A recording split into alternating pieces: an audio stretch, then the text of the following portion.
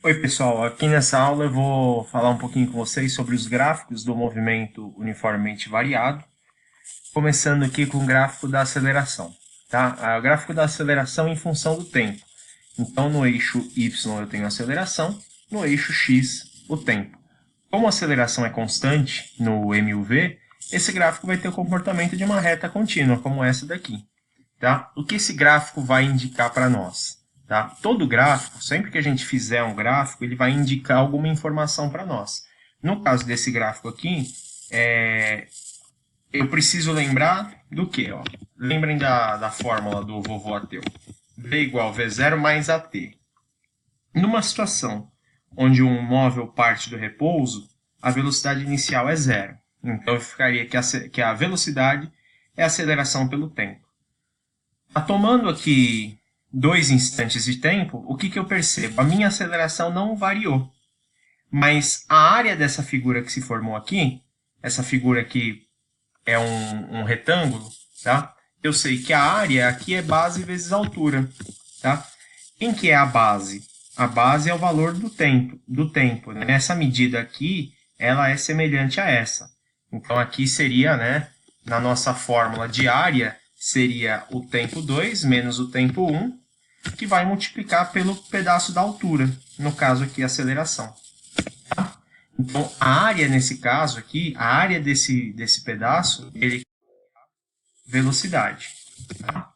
Então, aqui nós temos um exemplo. Né? Calcule a velocidade a partir do gráfico. Tendo a aceleração aqui igual a menos 5, eu posso fazer o cálculo da seguinte forma. A área é igual a velocidade, que é igual a base vezes a altura. A minha base é a diferença de 4 menos 2. É 2. Eu vou multiplicar pela aceleração, que no nosso caso é a altura. Isso aqui vai dar menos 10 metros por segundo. Agora, o segundo tipo de gráfico que nós temos é a velocidade pelo tempo. Você se lembra que no movimento uniforme, o movimento anterior que nós estudamos, o deslocamento era igual a velocidade vezes o tempo. Tá? Era V vezes T. Pronto. Então, naturalmente, a velocidade vezes o tempo nesse gráfico, ele vai me dar também a medida do deslocamento. Tá? De uma maneira mais específica, vamos tentar entender aqui desse gráfico o seguinte. Essa velocidade aqui é a velocidade onde o gráfico começa. Vou chamar ela de velocidade inicial. A última medida que nos interessa é essa daqui. Ó. Então, vou fazer isso. Ó. Eu vou puxar uma seta para cá e eu vou chamar esse pedaço daqui de velocidade final. Tá? Aqui é a velocidade final. Essa figura que se formou aqui, você deve conhecer como um trapézio. Tá? Só que ela é um trapézio que ele está deitado. Permitam-me que eu faça isso. Tá? Por enquanto, ignora essa linha daqui. Um trapézio, então, ele tem uma base maior, uma base menor e uma altura. Tá? Então, todo retângulo a gente tem que interpretar dessa forma. Neste exemplo aqui que nós fizemos, eu tenho, então, o quê?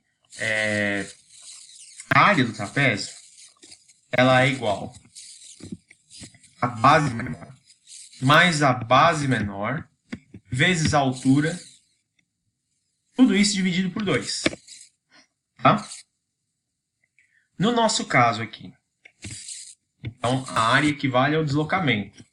A gente vai chamar aqui de ΔS. Tá? Nossa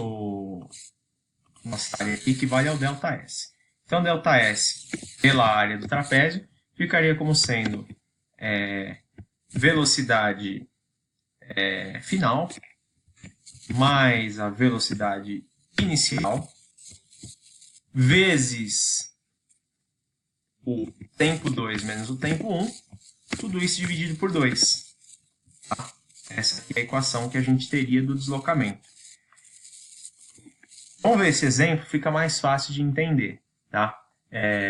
De novo, para facilitar o entendimento. Ó. Esse é o trapézio. Então, essa medida aqui, ó, essa medida que vale 8 é a nossa base maior. Essa medida que vale 4 é a base menor. E essa medida maior aqui, que é a altura, vale 10. Né? Então, basta fazer aqui a aplicação, né? Base maior, 8, mais base menor, que é 4, vezes 10 sobre 2. Então, 8 mais 4 é 12, vezes 10, 120, sobre 2, 60 metros. Lembrando que o gráfico velocidade por tempo, o que a gente está calculando aqui, nada mais é do que o deslocamento, o meu ΔS. Ou seja, quanto eu andei, quanto o móvel andou nessa variação de velocidade. Tá? E, finalmente, o último gráfico aqui, que é do espaço pelo tempo, esse gráfico ele assume um comportamento de uma parábola. Tá? Por que é uma parábola? Esse gráfico, a posição, se vocês lembrarem bem, ele surge a partir da equação do sorvetão. Eu vou escrever ela aqui, ó. S igual a S0 mais V0t mais AT ao quadrado sobre 2. Tá? Então, o simples fato de termos esse tempo aqui ao quadrado vai implicar numa equação, num gráfico em forma de parábola.